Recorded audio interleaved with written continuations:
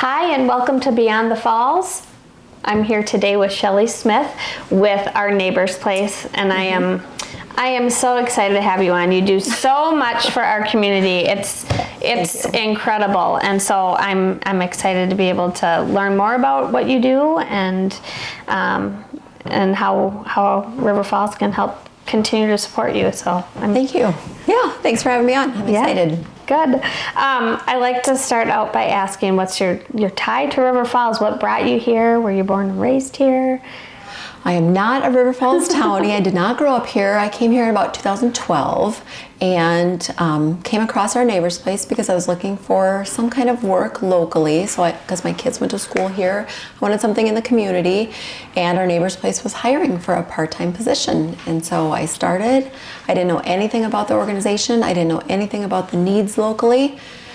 And I learned very quickly that we have a lot of needs locally that most people just don't know about. And so I started, and I just fell in love with everything our organization does, and then became full-time after the current director, who was there at the time, ended up leaving. So I have been there since 2016. Wow. Yeah. Can you share with us like a little bit about how Our Neighbor's Place got started, or like the history of it? And Yeah. So we got started actually back in 2009 as kind of a response to the issue of homelessness here in the community.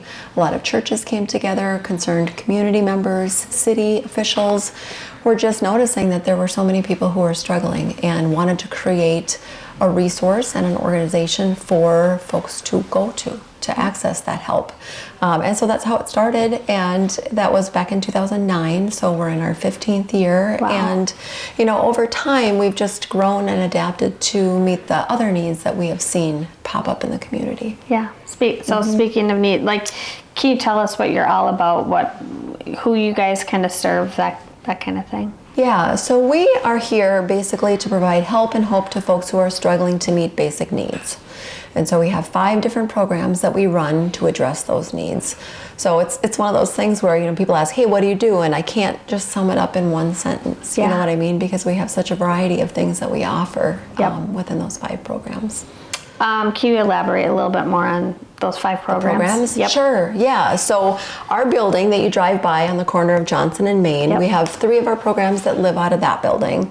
So we have our day center, which is a drop-in facility. So we're open Monday through Friday from 10 to 4, primarily focusing on folks who might not have stable housing.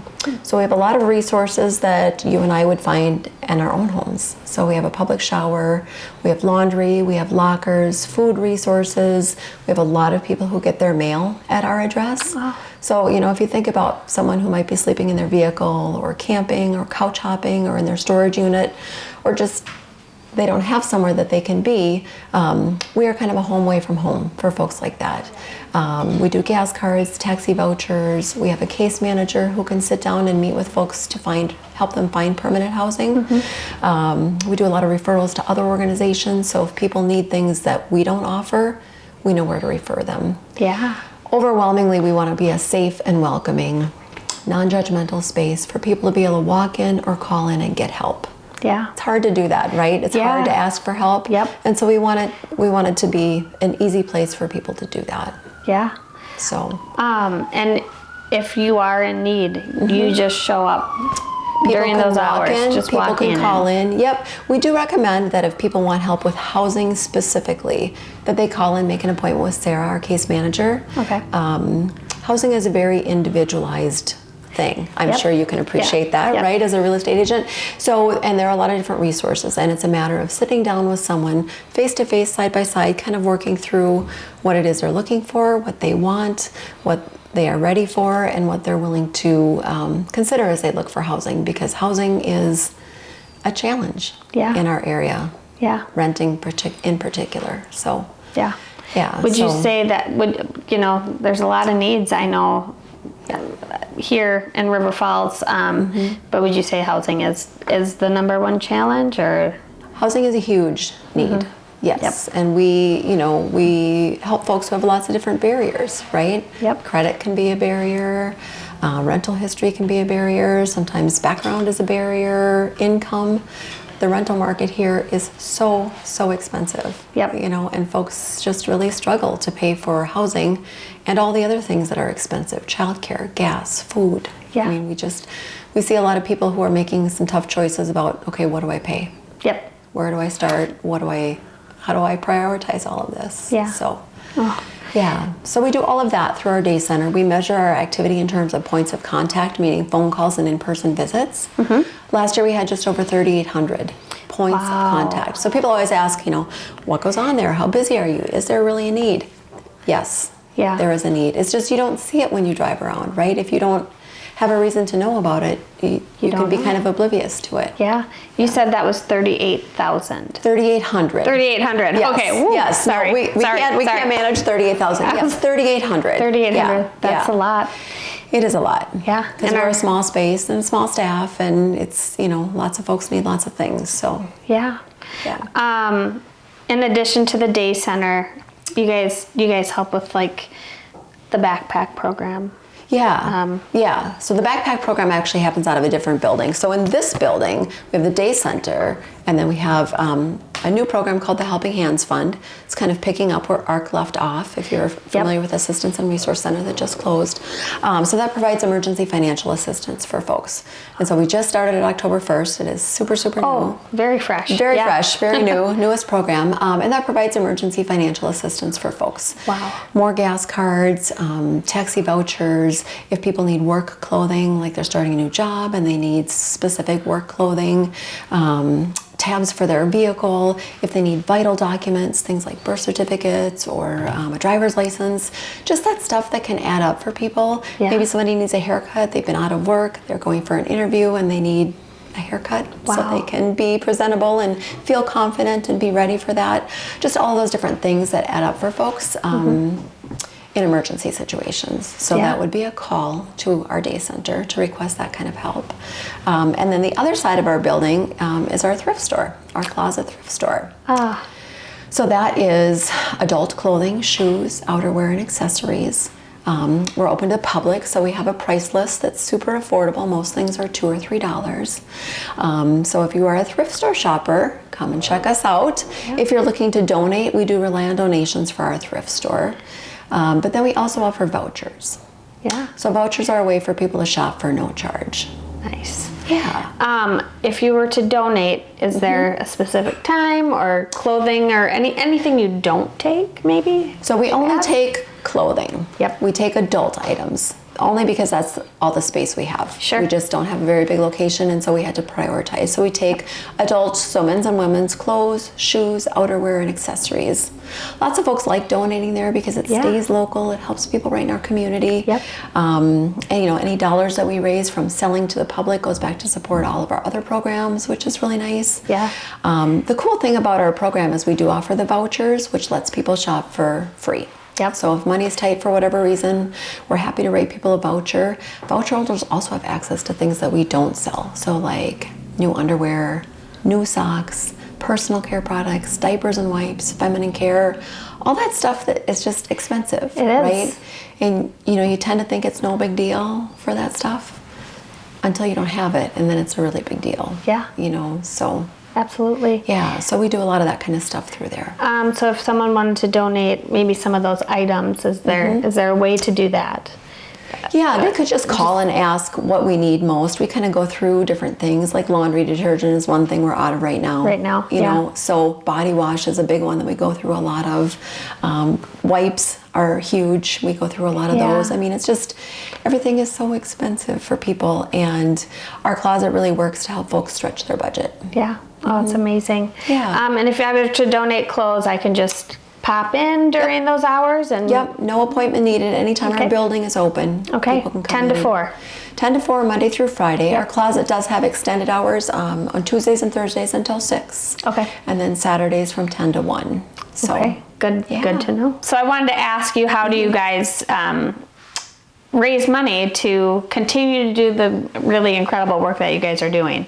Yeah, that's a good question, actually. We have a few different ways. Obviously, the closet brings in some dollars, not many when we're selling things at $2 or $3, but a little bit, and so that helps. I write grants. So if you know of any grant opportunities that I might not have heard of, let me know about that, because we do that. We do fundraisers, so we've got Empty Bowls coming up, we've got a casino night coming up, we do a few mailing campaigns throughout the year. And then honestly, we rely on donations. Yeah. We would not be able to do what we do if it weren't for the support of this community. Churches, civic groups, businesses, individuals. We really have a lot of good local support. Yeah. I am going to touch on this because we just met a few weeks ago talking at the Power of 100 Women meeting. And I know back in April, Our Neighbor's Place was the winner of that, almost $20,000. Can you, I know you've already shared this with that group, but could you share a little bit more about how that money served the people of the community? And I know I don't know if you have it with you, but any numbers off the top of your head? Because I was stunned by how many people that touched that money helped directly. I know, it's amazing. And I didn't bring my sheet that has all the numbers on it, but I mean, like, for example, with food resources, we had over 1,500 people come in from that April through September to get food resources at our facility. We help with gas cards, we help with taxi vouchers, we have a motel voucher program. I mean, all of those resources are such a big deal for people who are in need. We have the case manager, right? So she can sit down, like I said, side by side with folks and work through housing resources, which is an incredibly complex sort of set of knowledge that you can't just go anywhere and get that side-by-side housing help, right? We have a day center where people come and they hang out, they do their laundry, they take a shower. You know, again, you don't think about those things when you have stable housing. You don't get up in the morning and think about, where would I take a shower today if I didn't have this, right? But for folks who are in their vehicle or camping or couch hopping or in their storage unit, it's a very real thing, and they get up every day and think about, okay, how am I going to make it today? What am I going to do? Where am I going to eat? How am I going to do this? Where am I going to get my mail? Where am I going to shower? How am I going to do the things that I need to do, right? And so we help with a lot of those kinds of things. And then we also do the backpack program as well, which I think you talked about a little bit earlier, but we didn't really touch on it too much. So we do that for the school district of River Falls, and so that's a program that's open to any family in the River Falls School District who feels like they could use help feeding their students while school is not in session, so over the weekend or school holidays. We have 106 students signed up right now who get a weekly bag of food, and the bags are 7 to 9 pounds of non-perishable food, as well as grocery store vouchers, so people can go and get the perishable things that kids need to be healthy. Wow.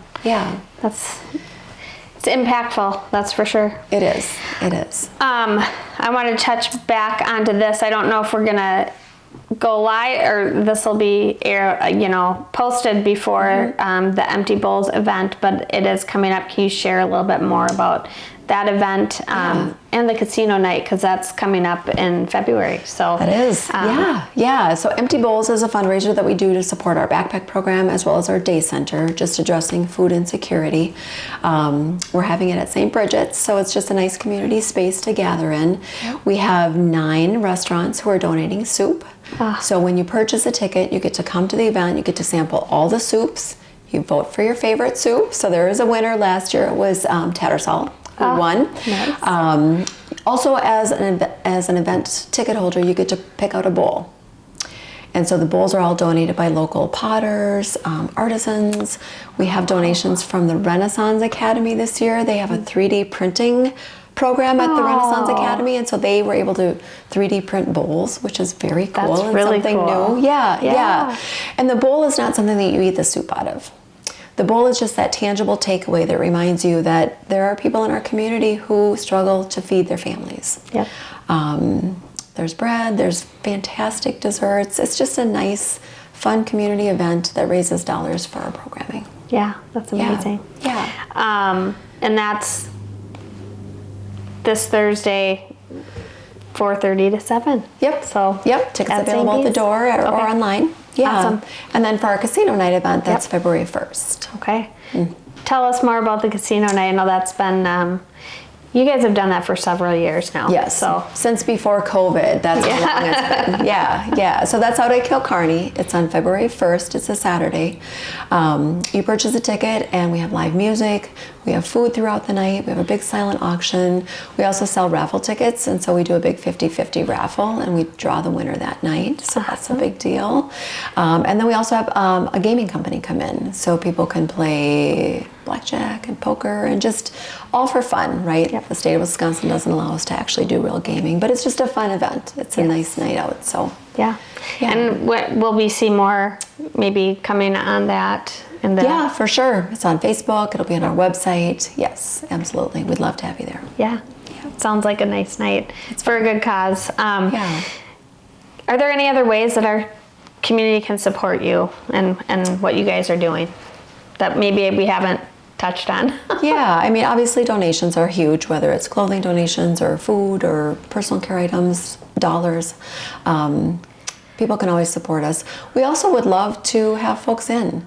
Yeah. If you are interested in coming in for a tour, I would love to have you in. I would love to show you around. A lot of times people, I can tell you about it, but it's much more impactful to be there and to actually see, kind of what we do and ask more questions and just hear about the needs that are in our community. Like I said, a lot of people just aren't aware of them. Yeah.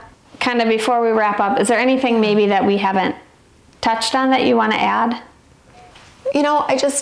We really pride ourselves in being a safe place for people, right? Everyone is welcome. Some people we see once, right? They might just need a gas card so they can keep getting to work, keep paying their rent, and stay on track. Other people we might see every day for a longer period of time if there's things that they're struggling with and, they need that extra support. So I really want to stress that's, I think, something that sets our organization apart because unfortunately, I don't know that that's something that people can find just everywhere. Yeah. That safe and welcoming space. Yeah. So. Well, thank you so much for everything you do for River Falls and our community. It's really incredible and thank you. And we're so grateful to have you here. So thank you. Thank you for having me. Yes. We'll see you on the next episode of Beyond the Falls.